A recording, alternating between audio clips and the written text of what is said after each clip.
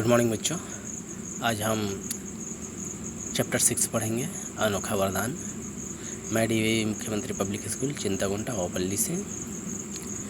अभी तक हमने पिछला पाठ जो है पढ़े हुए हैं, चैप्टर 4 है ना, और उस पाठ का नाम था पुरस्कार। ये पढ़ चुके हैं, यहाँ से प्रश्न उत्तर भी हो चुके।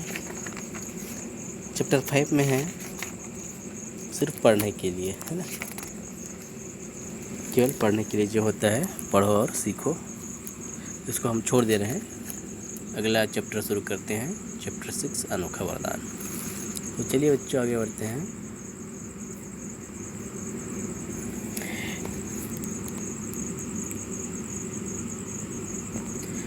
विजय सिंह नाम का एक राजा था। राजा का नाम क्या था? विजय सिंह था। वह अपनी प्रजा का बहुत ध्यान रखता था। एक बार वह तूफानी रात में घोड़े पर सवार होकर एक तंग से रास्ते से जा रहा था। वह भेष बदले हुए था। मामूली कपड़े पहनकर साधारण जनता के बीच जाकर उनके हाल चाल का पता लगाना उसका नियम था, है ना।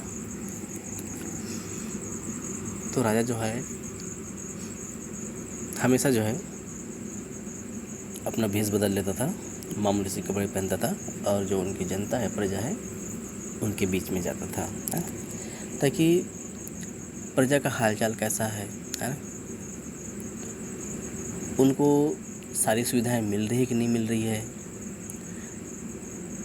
इस तरह से वो लोगों के बीच में जाता था, एक साधारण सा इंसान बनकर, भेष बदल कर, और ये सारी चीज़ें पता लगाता था।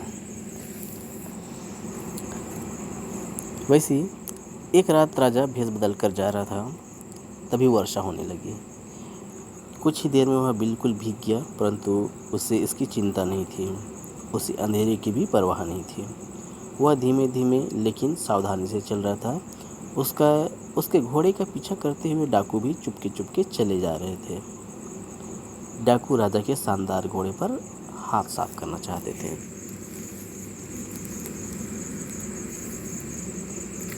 तो एक बार की बात है, राजा फिर से नियम के तहत भेष बदल कर जा रहा था। अचानक वर्षा होने लगती है और कुछ ही देर में वो बिल्कुल भीग जाता है। परंतु इन सब चीज़ों की उसको कोई चिंता नहीं होती है। उसको अंधेरे की भी कोई परवाह नहीं थी। वह धीरे धीरे से लेकिन सावधानी से आगे बढ़ रहा था।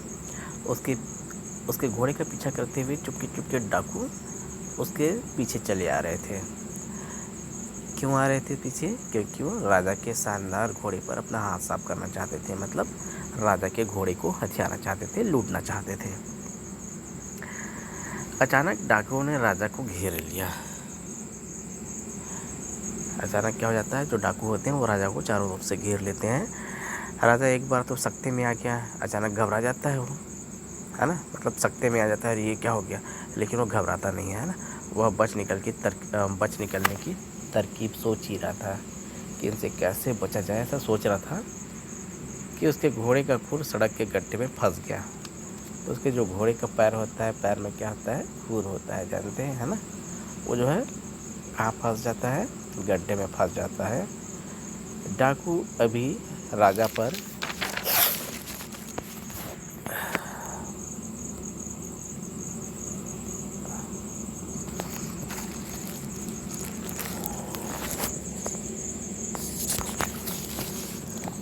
लपकने ही वाले थे कि एक ओर से 6 जवान वहां आ पहुंचे। उन्होंने देखा कि एक आदमी मुसीबत में है। उन्होंने डाकुओं पर हमला किया। अब क्या है, अचानक से क्यों न जाता है, वो 6 लोग आ जाते हैं कि अरे एक आदमी को कोई मार रहा है ना। वो देखते हैं कि एक आदमी जो है मुसीबत में है। वो सभी 6 के 6 नौजवान जो है डाकुओं पर हमला कर देते हैं। पीछे से अचानक हमला हुआ तो डाकुओं का ध्यान बढ़ गया और इस प्रकार राजा बच निकला। अचानक कुछ 6 जवान आ जाते हैं और पीछे से हमला कर देते हैं। डाकुओं का ध्यान बढ़ जाता है, ये कौन लोग आ गए। और इस तरह से राजा जो है बच जाता है। राजा जहाँ भी भेष बदल कर जाता था, उसके पीछे पीछे कुछ दूरी पर उसके चुने हुए अंगरक्षक भी रहते थे। थोड़ी देर बाद राजा के अंगरक्षकों का दल भी आ पहुंचा। अब क्या है, जो राजा के अंगरक्षक होते थे उनको पता है कि राजा कहाँ जा रहा है ना। वो राजा से एक निश्चित दूरी बनाकर उसके पीछे पीछे चलते थे, ताकि राजा यदि कहीं पर मुसीबत में हो तो उसका हम साथ देंगे, है ना। उन्होंने सभी डाकुओं को बंदी बना लिया। राजा उन नाविकों से बड़ा प्रसन्न था, क्योंकि बिना यह जाने कि वह राजा है उन्होंने डाकुओं से उसकी रक्षा की थी, है ना। तो 6 जवान थे और उनको तो पहले पता ही नहीं था कि वो जिसकी जान बचा रहे हैं वो राजा है।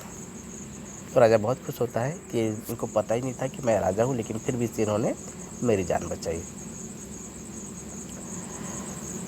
राजा ने बहुत बहुत धन्यवाद दिया और कहा कि उसके साथ महल तक चले।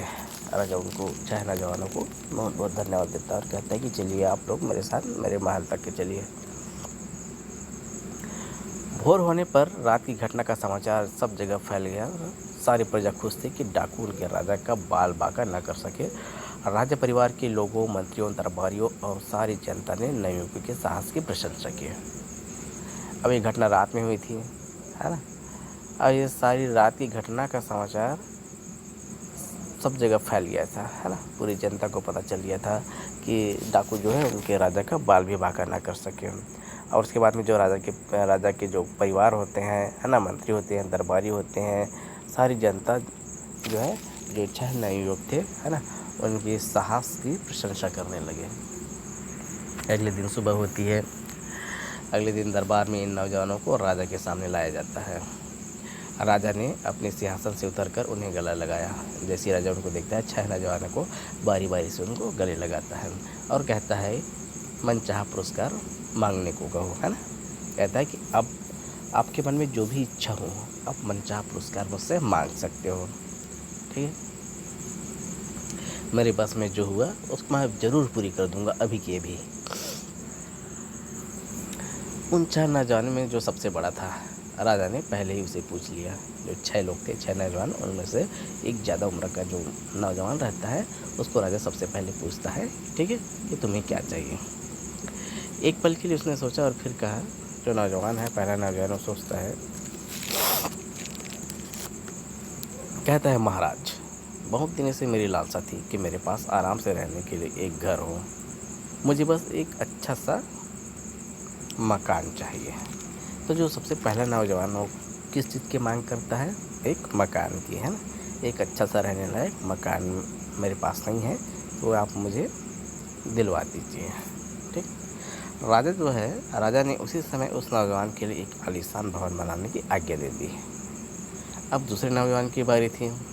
वो अपने पद में तरक्की चाहता था, मतलब वो जहाँ काम करना चाहता था उसमें तरक्की, जहाँ वो काम करता था उस पद में वो तरक्की चाहता था। राजा ने उसे दरबारी नियुक्त कर दिया, ठीक। और इस तरह उसकी भी इच्छा पूरी हो गई।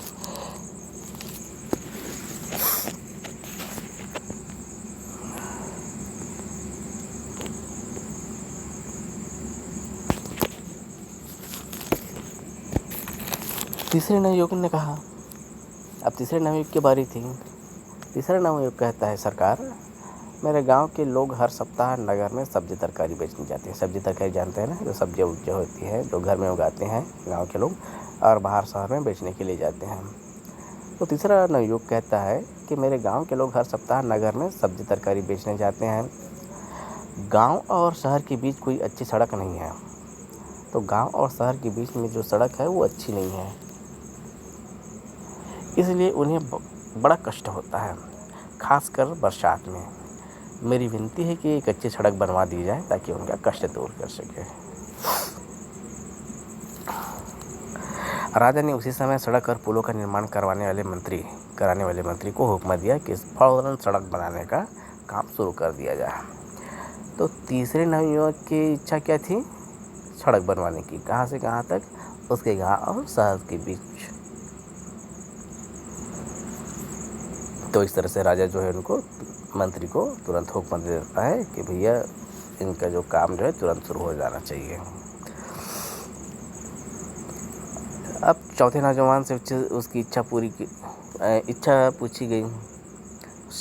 तो चौथा नौजवान जो है शर्माते हुए बोलता है, महाराज आप मेरे पिता समान हैं, मैं एक सुंदर पत्नी चाहता हूँ।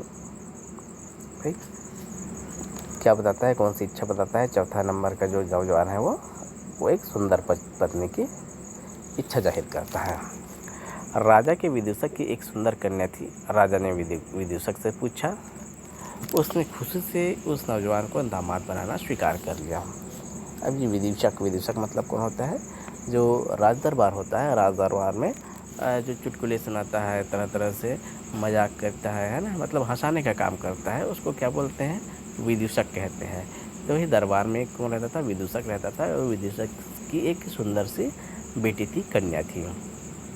तो इस तरह से राजा जो है विदूषक से पूछता है कि क्या आप जो है इस नौजवान को अपना दामाद बनाना चाहेंगे?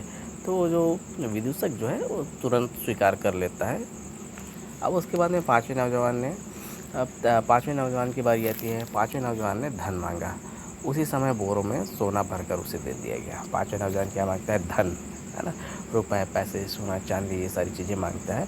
तो महाराज जो है उनको तुरंत आदेश दे देता है अपने मंत्रियों को, इनको बोरे में भरकर सोना दे दिया जाए। अब आती है अंतिम नौजवान की बारी, है ना, मतलब छठे नौजवान की बारी आती है। तो वो क्या कहता है? छठे नौजवान की बारी थी। उसने कहा, महाराज मेरी बस यही इच्छा है कि जब तक मैं और आप जीवित रहे, वर्ष में एक दिन आप मेरे यहाँ अतिथि बनकर आएँ। इस अनोखी इच्छा को सुनकर सब हैरान रह जाते हैं। तो दरबार लगा हुआ है, बहुत सारे लोग बैठे हुए हैं, मंत्री बैठे हुए हैं, है ना, उसके परिवार वाले बैठे हुए हैं। तो सभी सुनते हैं तो उनको बड़ा अजीब लगता है कि ये क्या मांग रहा है ना, कि आप वर्ष में एक बार मेरे घर में अतिथि बनकर आए। बहुत से लोगों ने तो नौजवान को मूर्ख समझा। स्वयं राजा को भी यह बात अजीब सी लगी कि नौजवान अपने लिए कुछ मांगने के बजाय उसी को अतिथि बनाना चाहता है। लेकिन उसने तो शुरू में ही कह दिया था कि जब तक उसके वश में होगा, है ना, वह उनकी इच्छा पूरी करेगा। बस फिर क्या था, एक वर्ष में एक दिन और एक रात उसने उस नवयुवक का अतिथि बनना स्वीकार कर लिया।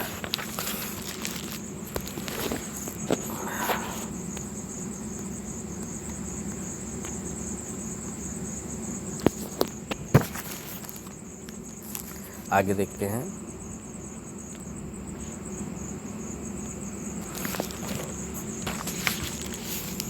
अब राज्य सरकार के विभिन्न विभागों की जिम्मेदारी हो गई कि राजा जब नौजवान के घर जाए तो उनके दौरे का ठीक प्रबंध हो, है ना।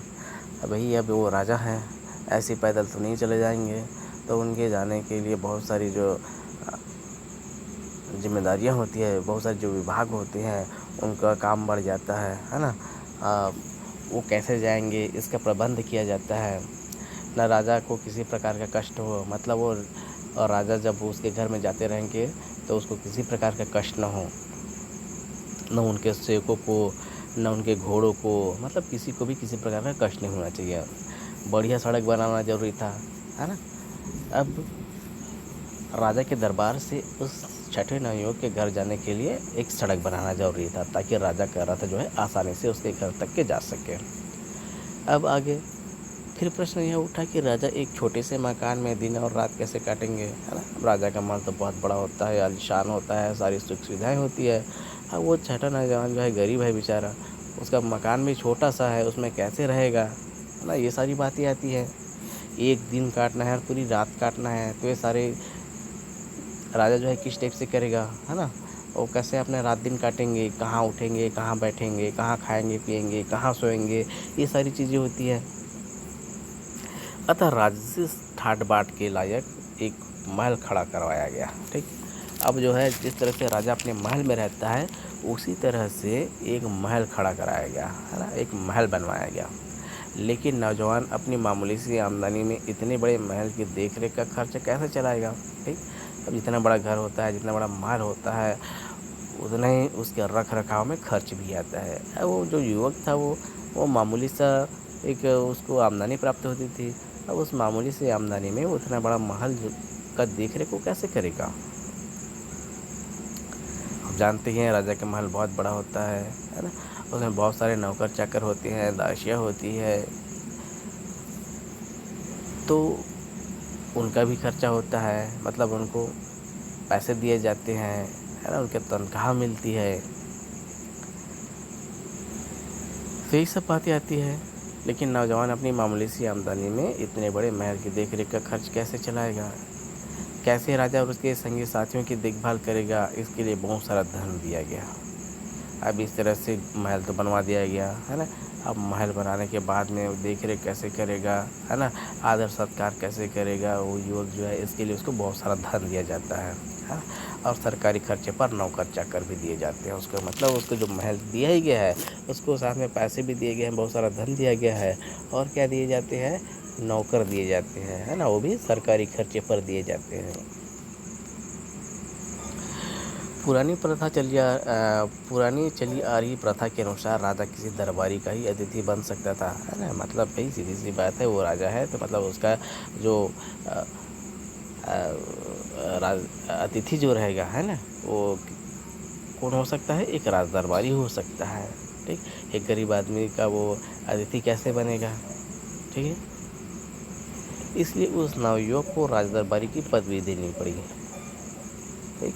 उसको कौन सी पदवी देते हैं? उसको राज दरबारी। अब तो उसका उतना ही सम्मान होने लगा जितना किसी राजकुमार का होता था, ठीक है। अब उस नवयुवक को कैसा सम्मान मिलने लगा? एक राजकुमार की तरफ उसको सम्मान मिलने लगा। अभी एक और बात बाकी थी। जिस घर में राजा अतिथि बनकर ठहरेगा उसकी गृहिणी को राजा के मिजाज और पसंद का पता होना चाहिए। कौन सी बात बाकी थी? कि जिस घर में राजा जो है अतिथि बनकर, मेहमान बनकर ठहरेगा, ठीक, उसकी गृहिणी को राजा के मिजाज और पसंद का पता होना चाहिए कि राजा को क्या पसंद है, राजा को क्या खाना पसंद है, राजा को कैसा खाना पसंद है। ये सारी चीज़ जो है किसकी पता होनी चाहिए? जिसके यहाँ अतिथि बनकर जा रहा है उसके यहाँ की गृहिणी को ये सारी चीज़ें पता होनी चाहिए। इस बात की जानकारी राजकुमारी से अधिक और किसी हो सकती थी, है ना। अब ये राजकुमारी भी किसकी? उस राजा की बेटी, है ना। तो उस राजा की बेटी को सब चीज़ पता है कि उसके पिताजी को क्या पसंद है और क्या पसंद नहीं है। शीघ्र ही नवयुवक से राजकुमारी के विवाह की तैयारियां की जाने लगी, जल्दी ही, क्योंकि राजा जो है उसके यहाँ एक दिन और एक रात के लिए अतिथि बनकर जाएगा, तो ये सारे काम को निपटाना है, इसलिए जल्दी ही उस राजकुमारी का उस नवयुवक से विवाह की तैयारी की जाने लगी। इस तरह केवल एक वरदान मांगकर उस चतुर नौजवान ने वह सब कुछ एक साथ पा लिया जो पांचों ने अलग अलग मांगा था, है ना। अब शुरुआत में देखो, है ना, राज दरबारी, राजा, ये सभी जो है उस नवयुवक को बेवकूफ़ समझ रहे थे, लेकिन ये कितना चालाक था कि सिर्फ उसने एक वरदान मांगा और इसको सारी की सारी चीज़ें प्राप्त हो गई जो उन पाँचों को अलग अलग प्राप्त हुई। उन पाँचों ने अलग अलग मांगा था। किसी को धन चाहिए था, किसी को घर चाहिए था, किसी को नौकरी चाहिए थी और किसी को बीवी चाहिए थी, ठीक। लेकिन ये इतना चालाक था कि एक वरदान से ही सारी की सारी चीज़ें इसने प्राप्त कर लिया, ठीक है बच्चों।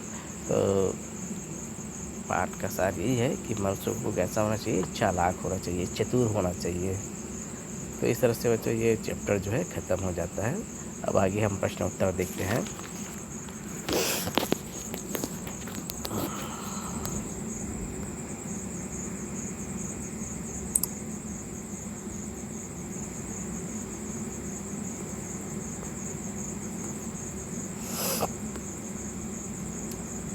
तो देखते हैं राजा भेष बदलकर क्यों घूमता था राजा भेष बदलकर जो है, राजा भेष बदलकर मामूली कपड़े पहनकर साधारण जनता के बीच जाकर उनके हाल चाल का पता लगाना उसका नियम था। इस कारण से वो भेष बदलकर घूमता था। अब दूसरे नंबर का प्रश्न देखते हैं। राजा ने अपनी जान बचाने वाले नौजवानों का धन्यवाद कैसे किया? तो कैसे धन्यवाद करता है वो? राजा ने सिंहासन से उतरकर उन्हें गले से लगाया और मनचाहा पुरस्कार मांगने को कहा। प्रश्न नंबर तीसरा है, तीसरे नवयुवक ने राजा से क्या मांगा? तीसरे नवयुवक ने कहा, सरकार, मेरे गांव के लोग हर सप्ताह नगर में सब्जी तरकारी बेचने आते हैं। गांव और शहर के बीच कोई अच्छी सड़क नहीं है, इसलिए उन्हें बड़ा कष्ट होता है, खासकर बरसात में। मेरी विनती है कि एक सड़क बनवा दी जाए ताकि उनका कष्ट दूर हो सके। अब देखते हैं प्रश्न नंबर 4। छठे नौजवान ने राजा के सामने अपनी कौन सी अनोखी इच्छा रखी? छठे नौजवान ने कहा, महाराज, मेरी बस यही इच्छा है कि जब तक मैं और आप जीवित रहे, वर्ष में एक दिन आप मेरे यहाँ अतिथि बनकर आए। तो इस तरह से चारों प्रश्न के उत्तर हैं। तो बच्चों, अब अभ्यास सागर से अपन नेक्स्ट वीडियो में देखते हैं। तब तक ठीक है बच्चों, तब तक के लिए धन्यवाद।